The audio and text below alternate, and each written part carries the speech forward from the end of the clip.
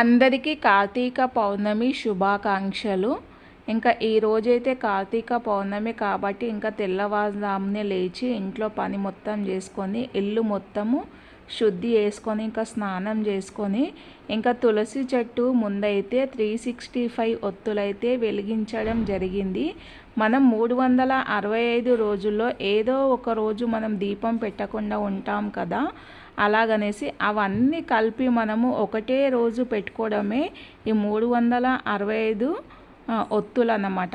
అంటే మనము సోమవారము లేదంటే శుక్రవారం అప్పుడప్పుడు మంగళవారం శనివారమే పెడతాము, మిగతా రోజులు పెట్టాము. కాబట్టి ఇంకా ఈ 365 రోజులు ఒత్తులైతే దీపం అయితే పెట్టేసుకున్నాము. అయితే దీపం అయితే 365 దీపము ఒత్తులు ఉంటాయి కదా, ఇంటి యజమాని అనేది పెట్టాలి అన్నమాట. నా వీడియో నచ్చితే ప్లీజ్ లైక్ చేయండి, సబ్స్క్రైబ్ చేయండి, కామెంట్ చేయండి.